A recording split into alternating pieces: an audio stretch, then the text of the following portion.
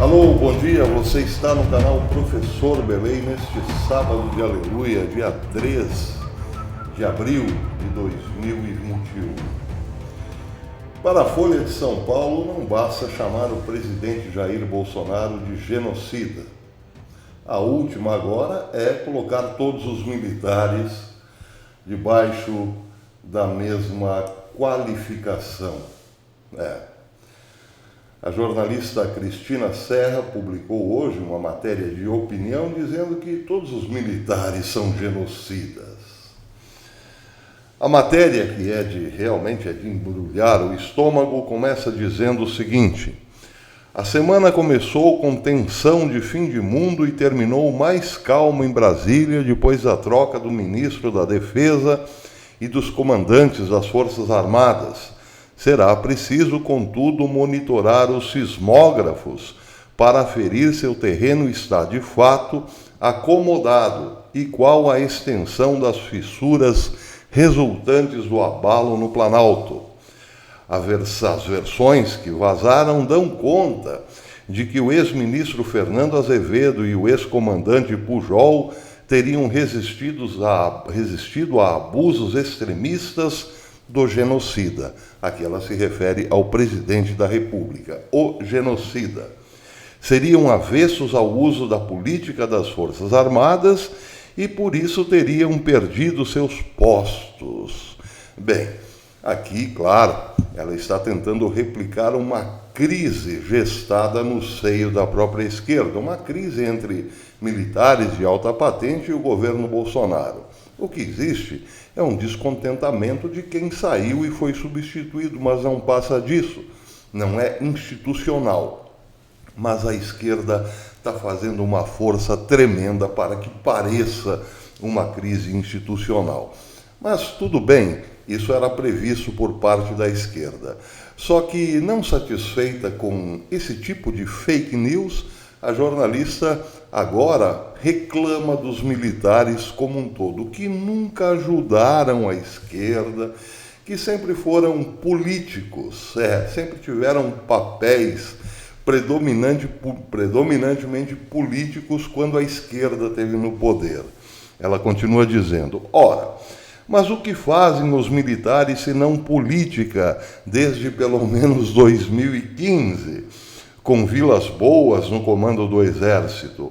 O que foi o tweet do STF, aprovado pelo alto comando na véspera da votação do habeas corpus de Lula?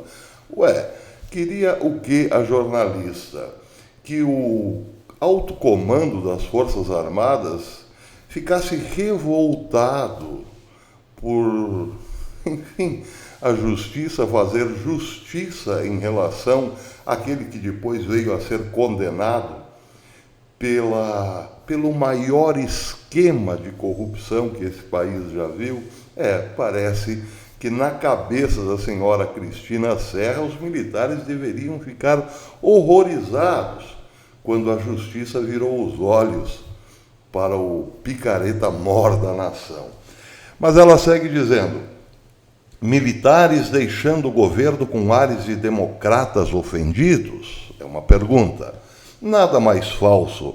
A coesão pode até ter levado uma sacudida, mas os generais estão unidos pela amálgama do projeto anti-esquerdista, além, claro, de desfrutarem das benesses do poder. Julgam ter papel de tutela sobre os civis. Nunca engoliram a comissão da verdade. O que na verdade os generais nunca engoliram foi a guerra assimétrica travada pela esquerda, onde só um lado tinha direitos. Os militares cometeram abusos, é verdade, mas dentro do contexto histórico, combatiam guerrilheiros que tinham pensado em algo inimaginável até então, uma guerrilha armada para tomar o poder. Dona Cristina Serra esperava o quê dos militares? Que se colocassem na linha de frente desarmados para levarem balaços dos guerrilheiros, porque afinal esse é o papel constitucional das Forças Armadas, não é mesmo? Ela pensa que as Forças Armadas de antigamente deveriam ser desarmadas. É claro. Bem, é evidente que tudo isso aqui é uma comédia de péssimo gosto, mas ressoa num dos principais veículos de comunicação do país, porque a guerra assimétrica continua. A esquerda pode tudo e a direita não tem direito a nada, nem sequer da própria defesa, menos ainda da defesa do país. Bem, mas ela segue dizendo: até hoje celebram, agora com autorização do judiciário, a ditadura que torturou, matou e escondeu corpos. Os fardados viram no golpe contra Dilma Rousseff a chance de voltar ao poder na carona de um extremista. Bem, aqui é preciso considerar o golpe, a palavra golpe. Não houve golpe nenhum. Dilma Rousseff foi impeachmentada dentro do processo democrático e fim de papo. O golpe é por conta da dona Cristina Serra. Agora, ver que os militares consideraram os militares como caroneiros de um extremista, bem, aí é forçar um pouco a barra. Em primeiro lugar, porque os militares não queriam o poder. Se assim quisessem, já teriam feito a coisa de modo muito mais incisivo e há muito mais tempo do que o impeachment de dona Dilma. Agora, extremista, Bolsonaro, bem, os adjetivos não param por aí. Ajudaram a elegê-lo sabendo que tudo nele é extremo. Autoritarismo, ignorância, maldade, desprezo à vida e culto à morte. Vejam vocês, até isso, culto à morte. Pois é, autoritarismo de Bolsonaro, bem, perguntem para todo e qualquer bolsonarista se ele está satisfeito com o autoritarismo do chefe. O chefe tem visto a esquerda plantar essas notícias falsas desde o primeiro dia e nunca levou jornalista nenhum à prisão. O máximo que fez foi processar o menino do cabelo azul por calúnia e difamação, o que não deu em nada e nem dará, evidentemente. Mas o autoritarismo que existe no país não vem de uma figura tão tosca como Bolsonaro, segundo a jornalista, mas de excelências, eminências, nobres, educadas, cultas, que mandam jornalistas para a cadeia e até mesmo parlamentares, como é o caso do deputado carioca, que foi parar no Chilindró e agora está em prisão domiciliar com tornozeleira. Pois é, houve o caso também do coronel Carlos Alves, no Rio de Janeiro, que fez críticas ao STF e teve que usar tornozeleira eletrônica.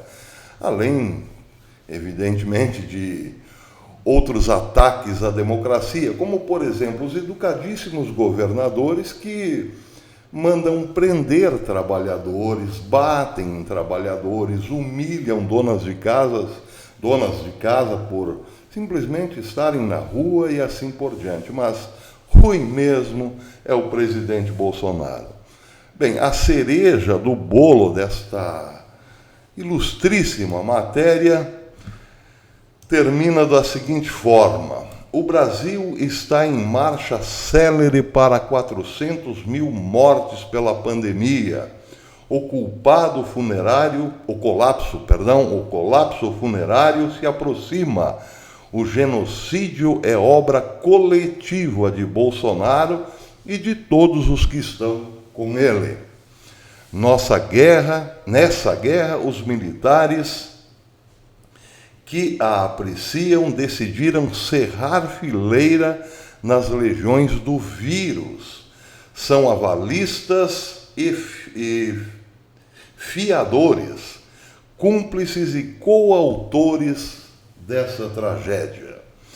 Tratam o povo como inimigo a ser derrotado. Bem, aqui tenho que novamente repetir o parágrafo anterior. Quem trata o povo como inimigo declarado é aquele prefeito ou aquele governador que coloca a guarda municipal para dar gravata em pipoqueiro, em dona de casa e assim por diante. É aquele que tira a oportunidade do sustento da família do trabalhador, impedindo-o de trabalhar. E por conta disso, centenas e milhares de brasileiros hoje estão desempregados e não voltarão mais ao mercado de trabalho. Mas a culpa é dos militares para essa senhora, dona Cristina Serra. Tratam o povo como inimigo a ser derrotado, deixando-o morrer de doença e fome. Isso é crime de lesa pátria. Não, minha senhora, crime de lesa pátria é um texto lixo como esse, mentiroso como esse, tendencioso, no último, ser publicado num veículo de expressão nacional. A história vai nos cobrar uma Comissão Nacional da Verdade para o genocídio brasileiro. Bem, aqui há um tom profético, prestem atenção. A história vai nos cobrar uma Comissão da Verdade para o genocídio brasileiro. Tomara que dona Cristina Serra esteja certa nesta última oração. A história vai nos cobrar uma Comissão da Verdade por este genocídio. Bem, aqui é preciso considerar que o fim do texto da jornalista Cristina Serra tem um componente profético.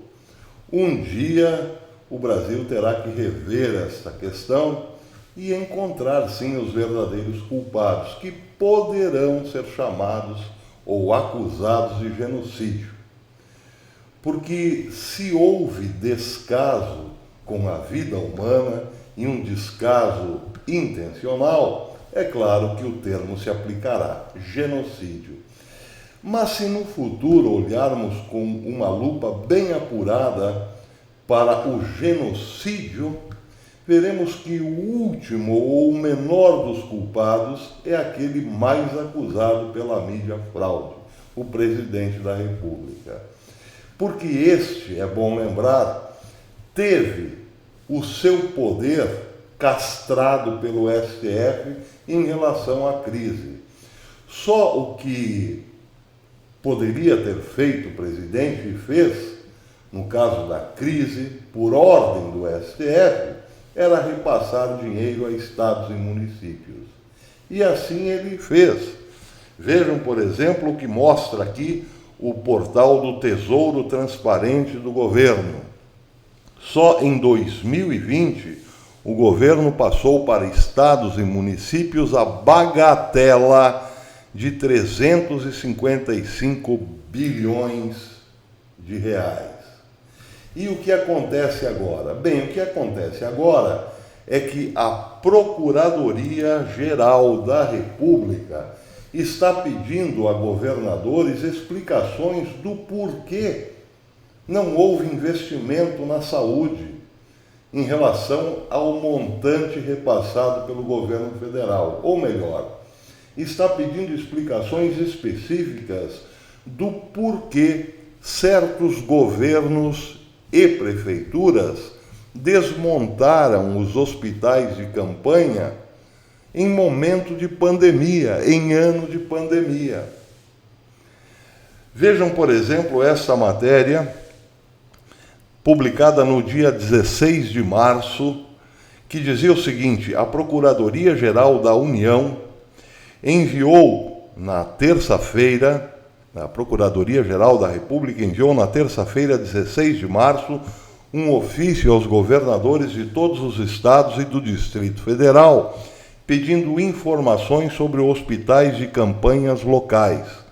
O órgão deu até o dia 19 de março para que governadores respondessem ao ofício com todas as informações solicitadas. Bem, acontece que 9 governadores se recusaram a dar as informações à Procuradoria-Geral.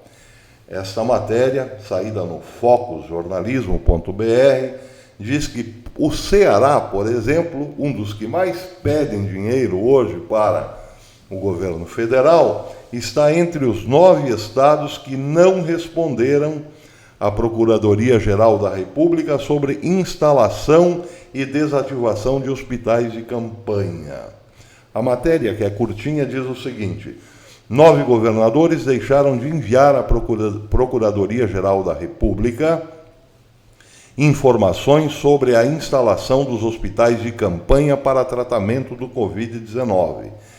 A lista é também composta por Antônio Denarium, de Roraima, Camilo Santana, do Ceará, Coronel Marcos Rocha, de Rondônia, Eduardo Leite, governador do Rio Grande do Sul, Fátima Bezerra, do Rio Grande do Norte, Ratinho Júnior, do Paraná, Renato Casagrande, do Espírito Santo, Valdez Góes, do Amapá, e Wellington Dias, do Piauí.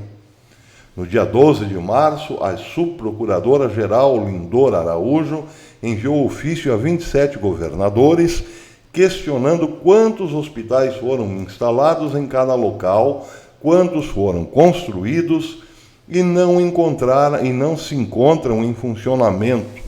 O porquê não se encontram em funcionamento e as unidades ativas atualmente. Os governadores também foram questionados sobre data e motivo do fechamento dos hospitais, aqueles que foram desativados, e qual a destinação de insumos e equipamentos. Bem, o prazo para a resposta venceu no dia 19, mas alguns governadores pediram prorrogação, que foi concedida. Bem, aqui é preciso perguntar, até quando a PGR vai ser boazinha? A PGR tem o dever de defender os interesses da população brasileira e não dos governadores. Então é preciso perguntar até quando a PGR será boazinha e paciente com os governadores.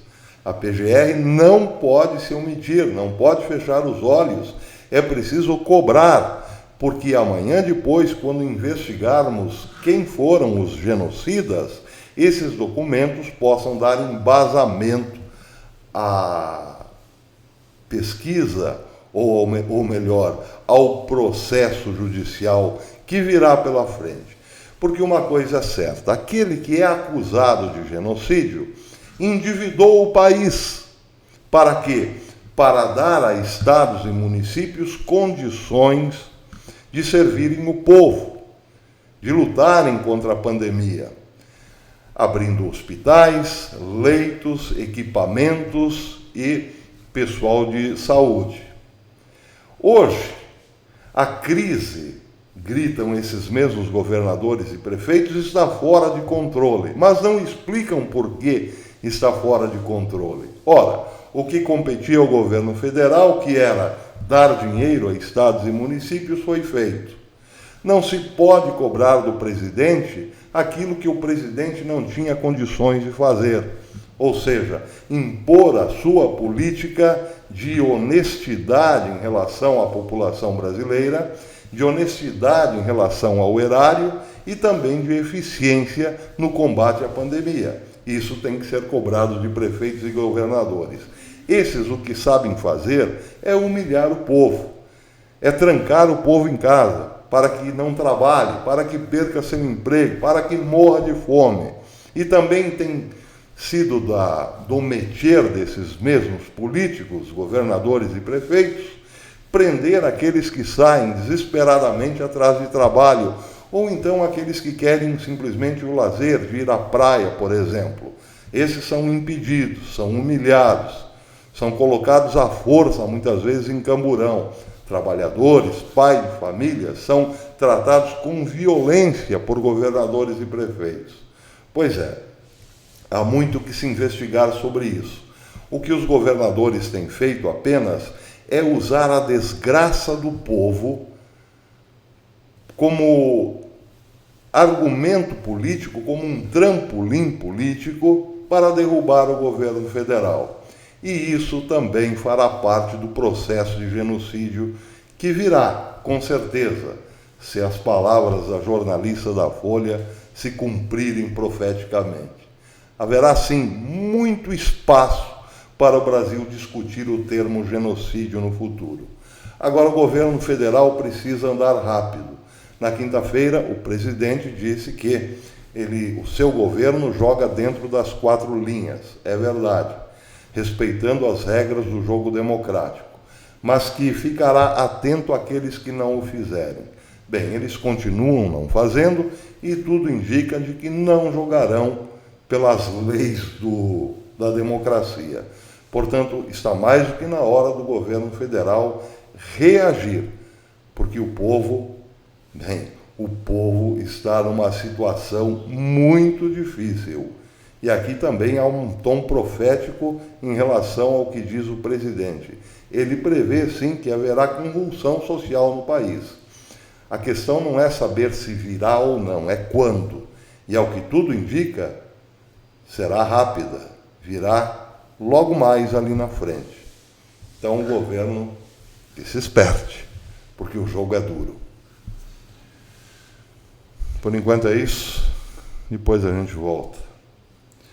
Um feliz sábado de aleluia a todos, até depois.